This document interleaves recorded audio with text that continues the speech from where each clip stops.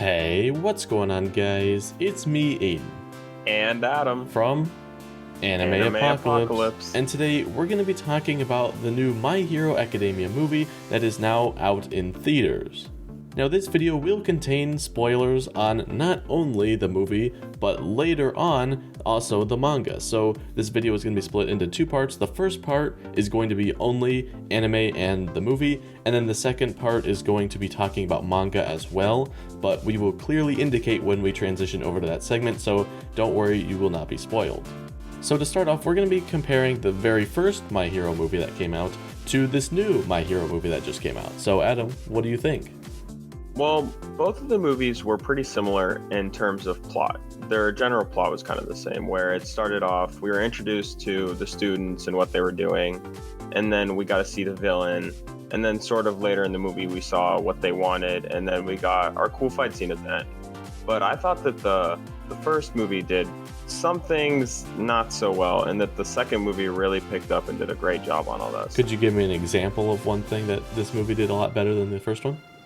The very first movie didn't even showcase all the students, and when it did, I don't think it did a very good job. While the second movie, we got to see every single student, we got to see a lot of progression, and we got to see them really showcase, especially in the end where they had the big fight and every student played a very important part. Right, it wasn't just like it was Midoriya and Bakugo, even though those two characters did the most. All the characters had some sort of action and were used at some point in the show, whereas the first movie, like you said, some of them weren't even there, I don't think. Yeah, it was really good to see the characters, all play a part, and especially because a few of them kind of shined to me. So firstly, Aoyama really stuck out to me because in the anime, he really hasn't done that much. He's kind of been the comedic relief character where he's just not as good as the rest of the students. But I liked getting to see in the movie that he really did a decent amount, and in his fight against Mummy, he fended off pretty well. And then in the very end with Yaoyorozu, he did a pretty good defense. And I liked getting to see him play a bigger part than just being, oh, my stomach hurts. Yeah, and in the most recent episodes, we're seeing that like weird arc with him sort of like becoming friends with Midoriya. So it's showing that not only is he improving in the anime, but also in this movie. Yeah, I like getting to see how things that we're seeing happen in the anime, how they kind of progress and how it turns out and evolves in the movie, and getting to see like the results of that. Yeah, you could definitely tell that the people in the movie were a lot more mature and definitely felt like actual heroes versus the people that they started out back in season 1. So they've really come a long way. Oh yeah, I definitely agree. I liked getting to see them on their phone calls, trying super hard to be the best heroes that they can. That was definitely one of my favorite parts in the beginning of the movie, getting to see all the action of them just helping out all the islanders. Yeah, and it's not even like it was anything too big, but they got experience with helping people, and it was just nice and heartwarming to see that they're helping out all these villagers and stuff. It's awesome. So Ida really stuck out to me, especially in the fight scenes, because he doesn't really do too much, I think, in the fight scenes usually, because you have kind of the big three, like Todoroki, Bakugo, and Midoriya, and then the rest usually kind of play supporting roles. But I thought that Ida did a really good job in this movie, especially during the fight scenes. I loved getting to see him speed around and do a lot of work, and I thought that he definitely played a bigger role than he usually does in the anime. So something I noticed after watching the movie and thinking about the final fight and recapping was some of the more irrelevant characters per se were kind of just stuck in the cave. And while I thought that was a little funny because, people like Sato and Koda and Hogakure, who people like are always just like, oh, well, they never do much. I kind of wish I would have seen them do something, especially since I loved seeing that in the rest of the characters. So I really wish that they played a bigger part. We did see them earlier on, but you're right, they didn't really play too much of a role like at the very end of the movie. Yeah, I liked seeing them at the beginning, especially Koda when he practically saved Bakugo and Midoriya with his giant swarm of birds. I liked getting to see that, especially since we don't see Koda do a lot, and I kind of wish that we got to see those characters do a little bit more in the movie. Yeah, but if you think about it, someone has to stay, well, Does someone have to I would think that at least one person has to stay back with the villagers just to make sure they're doing fine. Yeah, plot-wise and story-wise, it makes sense that somebody would have to be there to protect them. But at the same time, still wish I would have got to see them in action, especially since they're the characters that usually in the anime are also doing the same kind of thing. They don't really do too much, I feel like. And so I kind of wanted to see them get some kind of shine or some spotlight within the movie. Yeah, maybe in the future we'll be seeing more of them. I mean, it is better than the first movie where I don't even think they were in it. So right. It's an improvement. Can't get everything you want. That's true. That's true. You know, speaking of characters being in a cave, there were two characters that you would expect to be in the cave but weren't. And that was Katsuma and his sister. Now, Katsuma could actually play a role in the future, and his quirk is actually pretty powerful. His quirk is cell activation, and it can be used on blood to, activate cells, essentially healing people, which, if he becomes a professional hero and like a professional support hero specifically, he could end up healing a lot of people, and could be a really useful asset to the heroes. I think it's also important to mention that it was mentioned that his quirk has the ability to increase physical prowess, which in the movie, after he healed Bakugo and Midoriya gives a line saying something along the lines of, "I feel better than ever," sort of. And I think that depending on how he can train his quirk and how powerful he could actually make it, not only could he be a fantastic support hero, but he really could have some good offensive capabilities. Right, just imagine, being in the battlefield, getting someone injured, and they're like, say for example, All Might. He is super powerful, but if he gets injured, you sort of don't want to have to take him out because he's so powerful. So if you send in Katsuma, he heals him up real quick, then boom, he's ready for action again, and it's just a non-stop cycle. Yeah, I totally agree. I think that his quirk has the capability to become something really powerful in the My Hero Academia universe. Especially because when you really think about it, I mean, it's cell activation, and cells are the basis for everything. So it kind of makes you think, like, how much power could this really have? And I would really like to see him, turn up in the anime at some point, or maybe in the future see him attend UA. Right. Midoriya even said, well, I'm waiting for you in UA, so you never know. Speaking of him and Midoriya, there's actually the scene where Nine is holding his sister, and you see him run towards danger, just like Midoriya did in the very first episode. And I really like that scene because I would love to see Katsuma become a fantastic hero, just like Midoriya. And I think that that'd be really cool to see, especially seeing Midoriya influence someone young like that to become a hero and have Midoriya be, their All Might. I think it's really cool. Yeah, and Midoriya even said, you can be a hero too, or something, just like All Might said to him. So I think that's definitely setting something up for him. Absolutely. I think something that could be kind of important to mention too would be his sister's quirk. Although it didn't necessarily have any fighting capabilities, I thought it was very powerful too. I mean, when she created that gigantic illusion of Midoriya that everybody in the island could see, I mean, I think, to me, it made me kind of think about how quirks get powerful, as the generation, move forward and quirks merge and stuff.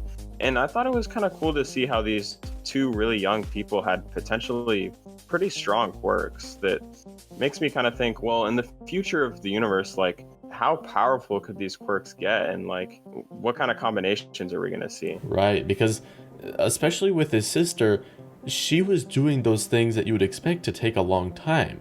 Like, you would expect her to have to train a lot to get to that ability, but if she is just able to do that pretty much right off the bat, imagine what doing some training and just, even just a little bit of training could do. Because, I mean, if she hasn't put in any work and was just like, hey, I can do this and make a giant illusion, imagine what she could do if she became a full-on hero and practiced. And, I'm just kind of scared, to be honest. Like, if she can make stuff that big at that age, just imagine, like, maybe she could make an entire illusion of a world. Like, you never know. Exactly, yeah. I think it's super cool, and it's super interesting to think about, what these quirks will become and how they can use them. And I think bringing up the point that she's really young and she can do this is really important, because I was super shocked when I saw that this fake illusion that she had made at the beginning of the movie when she was baiting Bakugo and Midoriya to come save them and stuff so she could expose the heroes. I thought that was really shocking to see that she was the one behind it, because at first when they were talking about how, you know, she wanted to show that heroes aren't heroes, I thought that, well, how is she going to do this? And then the fact that she could just use her quirk and make this gigantic illusion of a monster, I thought was really shocking. Yeah. Speaking of OP quirks, though, the villain Chimera that we saw in the movie was ridiculously strong. Chimera's quirk appears to be something along the lines of, you know, having the various talents of animals. Things like, you know, how he has talons, tail, wings. He can even shoot fireballs and lasers. And he was very strong. And I thought that within the movie, I mean, he was, at the very beginning, he was able to take on a lot of the stronger members of Class 1A on his own. And then what it took for them to finally take him down later on in the movie was really insane. And I thought that he was ridiculously OP. Yeah, I thought, like, he has the capability to be basically all for one, it seems like. But the fact, like, with that much power, it makes you wonder how the heroes actually were able to defeat him. So I feel like there was a little bit of plot armor with that, but maybe that's just me. No, I definitely agree. I feel like he was very, very powerful, and that it probably was going to take a lot to take him down. And I don't know if what they did really was enough. But I also think that he really reminds me of Amajiki, but a much more OP version, because he doesn't have to eat anything. He can just be OP. And so it's just kind of crazy. And the thing about it is, it's, like you said, kind of similar to All For One, where sure, his quirk is, you know, he can have various, you know, abilities that animals do, but that in itself is very powerful. It's similar to how Todoroki kind of has two quirks. It's this, you know, this quirk evolution thing. I mean, he basically possesses like so many different quirks, and it's all from this one base quirk. And you know what? Speaking of OP and plot armor, I feel like we should talk about the biggest thing in the movie that, like, is on everybody's mind, and that's that Bakugo got one for all with Midoriya. That was like, when it first came on in the movie, I was like, no way they're actually gonna do it. Like, when they first hinted at it, and then like a couple minutes later they were actually doing it, I was like, oh my gosh. Yeah, that was, like, I think you remember my face during that moment, and that was just crazy to me. One thing I kind of want to point out, though, is when they touched fingers with the blood thing, I was kind of thinking, oh, they're blood brothers now. And one thing I thought the movie did kind of well was showing their rivalry, but also sort of their friendship that Bakugo denies. But back to the One For All thing, I thought that it was so outlandish, because I thought, you know, Midoriya would never give up One For All. But, you know, thinking about it, I guess he wants to be the best hero he can, and it totally makes sense that if that's what it's going to be to defeat 9, that he would do that.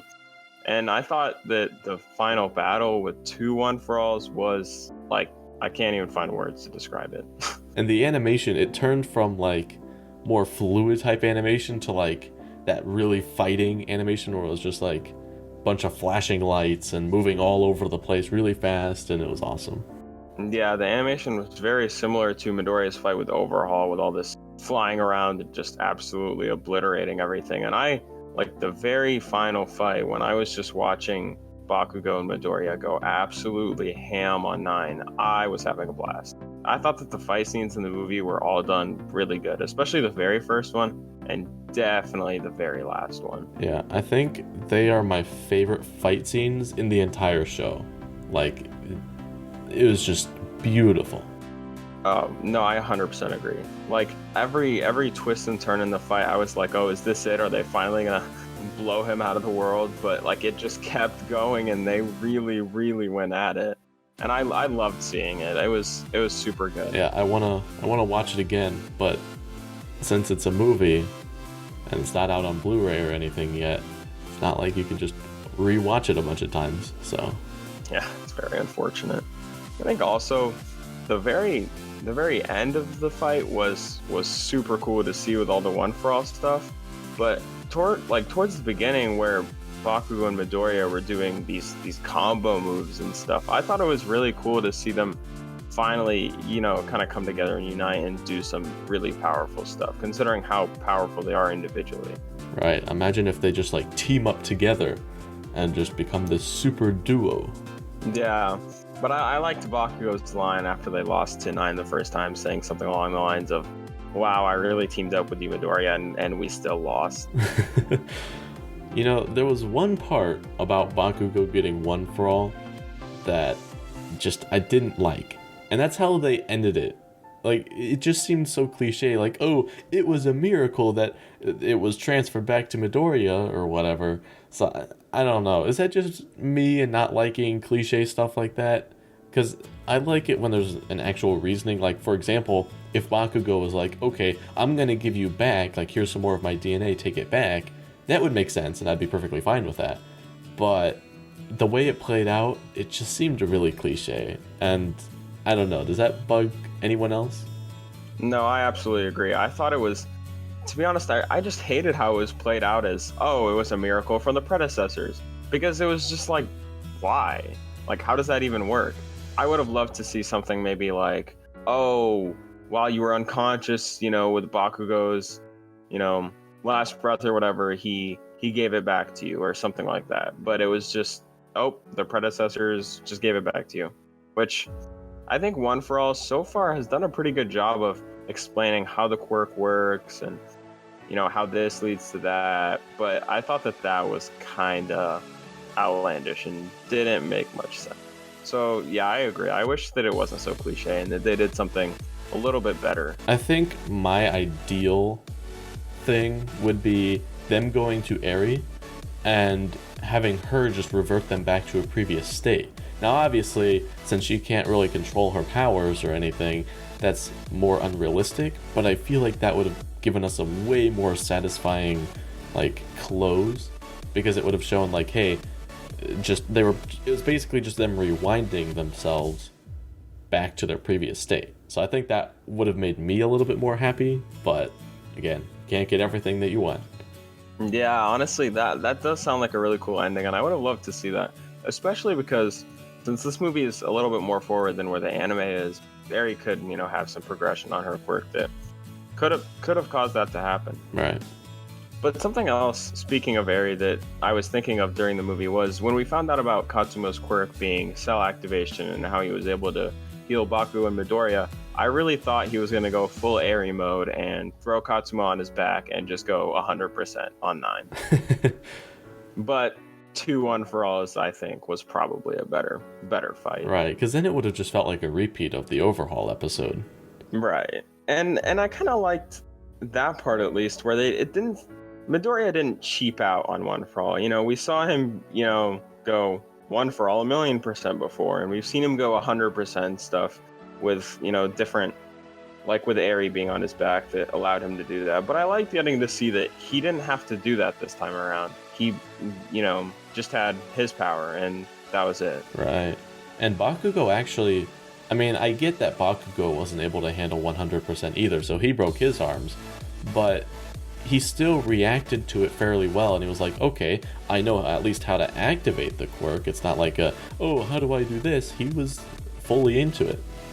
Yeah, I think it was super cool getting to see Bakugo use 1 for all, because one thing I've always wondered about is people like Bakugo and Todoroki who have amazing quirks, what would happen when you give that to 1 for all? How powerful does this quirk become? Right. And I thought it was super cool to see, Bakugo just launching bombs out of his arms, especially in the very end where he shot 9 into the water with his gigantic explosion. I thought it was a cool way to finish off the fight. Yeah, I agree with that. That's amazing. Okay, so now we are going to be moving into the manga spoiler area. So if you have not read the manga, please click off now. This is your last warning. Okay, we're moving on. So before we get off of the topic of Bakugo, there's been theories going around and things linked to their theories down in the description below, but they are basically saying that Bakugo might be the second user of 1 for all. And I think if they're willing to put Bakugo at least getting One for All in this movie, that definitely raises the possibility of them putting it in the actual thing. So I don't know. I still think it's a little bit like the theory makes a ton of sense, and I know you are less of an advocate for it than I am, but I think there's definitely a possibility now of it happening since they were willing to go to these lengths in the movie. I think one thing that did stick out to me about the theory was it was mentioned that, by the look of when we get to see like kind of a preview of what the predecessors looked like, there was one that was similar to Bakugo, but he had, a different hairstyle and things like that. But then something I noticed was within the movie when Bakugo was actually using One for All and his hair sort of changed and things like that, he did sort of resemble this outline of this predecessor. So, seeing them do this kind of crazy stuff in the movie, I think there is a potential for it. I just think that because it involves, time travel and things like that, or something similar to that, I don't know. I just don't think it'll happen. Unless we see some kind of progression with Eri and her quirk that could cause that, I like more on the side of probably won't happen. Okay. Yeah, this is definitely something that is more recent, so we definitely have a ways to go before we start hearing anything more about possible links to this and this, so I guess we'll just have to wait and see. Yeah, it also does have to do with, is this movie going to play a role eventually in the anime or the manga, or how is it going to play into it? Because we still haven't really seen, I guess, how canon it is. I mean, we've had teasers in the manga at least and things like that, but I want to see it play a role at least, but we just kind of have to wait and see. Yep. And speaking of this movie playing a bigger role in what will be yet to come in the anime or the manga, something that was really interesting to me was I thought that, 9 with this ability to have multiple quirks is definitely some kind of test for what will become Shigaraki's power in the future. 9 resembled One for All in a lot of ways, not just the way he looked, but of course his ability to have multiple quirks. And I think that with what we've been seeing recently going on in the manga with the Doctor and things like that, depending on how we discover and how we learn about like this quirk replication and how it really works, I think that this movie potentially does play a big part in what will be the future of Shigaraki and his power, and then where all that's going to go. Right, because in the end, we saw 9 and Shigaraki like have a little conversation, and then Shigaraki was like, there can only be one. And he kind of just like, yep, I am asserting my dominance. And I think that basically illustrates that 9 was just a test run for the Doctor and Shigaraki to test sort of like how transferring quirks affects a body, because I mean what they learned from that experiment is that it took a lot of cells, like it destroyed the cells, which is why he wanted a cell replication quirk. So they were just doing some tests, and I guess now they know how to give it to Shigaraki, because I mean that's sort of what they've been doing in the manga, and that's sort of where they're heading. So it definitely, because if 9 just, you see, 9 did a lot of damage, and it took 2 One for All. I mean, granted, they're still like amateur One for All users, but it still took 2 of them to take out 9. Just imagine Shigaraki with infinite quirks. How are they going to take him out? I don't know. Yeah, that last scene really sealed the deal for me on this theory of him being a test, because in my mind I thought, well, is this the One for All quirk, or is this the All for One quirk that they have given to him? Because if so, I mean, they're not going to want to kill him. They want it back, right? Especially if Shigaraki is going to make him decay and there's going to be no body. But him actually killing him and doing that kind of showed me that, well, they have the means to do this at will, right? Or some kind of something that they don't need this, or they don't need this specific quirk per se. So I think it's really sort of scary to think about that they might have this power at their disposal, and that we're going to see maybe soon Shigaraki have this quirk, and that he'll have multiple quirks. Yeah, and one thing that you said about like them having this quirk at their disposal, I think they have some way to duplicate quirks and save them, because they were, or at least like a way to modify quirks, but like still keep the original as a copy or something.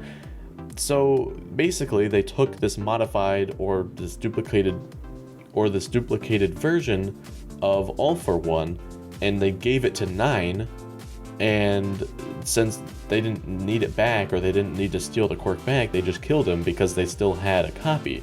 So does this mean that they can essentially just take any quirk, duplicate it, save one in storage, and then just give one Shigaraki? Because if so, that's going to be super powerful. And if Shigaraki somehow dies, they still have all these backups, and they can just insert it into someone else, and then just repeat the cycle. Yeah, that's a really good point to bring up, because I believe that the Doctor, he has lines in the manga that along the lines of, oh, it's so hard for me to make these quirks, why would you kill that Nomu? Or something like that. But I think that if he is given enough time and enough research and things like that, he could have an entire storage of quirks, which you actually mentioned there's a panel that could potentially be that. And if he's able to master this version of All for One's quirk that he can give to Shigaraki, and he just has a storage of tons of quirks, and he can just put them all into him, that's kind of insane. Yeah, I don't know how, because his power, like his quirk isn't necessary, like his quirk is some sort of age prevention quirk, so it doesn't, as far as we know, it doesn't have anything to do with like duplicating quirks, so we don't know how he does it, or if he really even does. We assume that he does, but as the manga goes on, because this is like the story that is developing right now, they're talking about the Doctor and sort of his lab and stuff in there, so I'm sure, like, I don't know, within the next couple of months we will have a better idea than what we do now. So this is definitely a developing story, but like, because if we do find out that he can duplicate quirks, he could essentially create infinite Shigarakis, and that's kind of scary. Yeah, and I think, it kind of depends, because we have to think about where does the Doctor's loyalty lie, and what is Shigaraki's plan for the future, because honestly, I really could see Shigaraki, once he gets this insane power, being like, okay, Doctor, I don't need you anymore, because I don't want you to create any more of me that could take my place or anything like that. Then again, keeping him around would be very beneficial. Right. So I don't know. I think you're right. It's important to see like how this is going to go, since it's still developing and things like that. But I really hope that this movie doesn't fall out in the way that the first one did, because something that we've talked about is in the first movie there were the gauntlets that Deku used that were destroyed in the final fight, but made him able to use a lot more power in One for All. And so once they were destroyed, we never saw them come back, which reminds me of 9, sort of, because I mean, 9 is gone, but I also don't want to see, well, now that he's gone and all the rest of the villains were defeated, well, that happened and it was just a test and that's it. It's not going to play any role anymore, because I really want to see what has happened in this movie develop into more in the future. Right, and there weren't any direct hints. I mean, there was a couple cameos that 9 made in the manga, but he wasn't officially mentioned, so this would be something that the anime would do separate from the manga, because again, we didn't see like anything in the movie happen in the manga, so it was completely separate. And I guess it just depends on how the writers of the anime want to do it, because some animes stay pretty loyal to the mangas, like I would say My Hero so far has been pretty loyal to the manga, and then some animes are just completely different. So depending on how the anime writers decide to do things, they could end up just, including all this stuff and tie it all in, which I hope they do.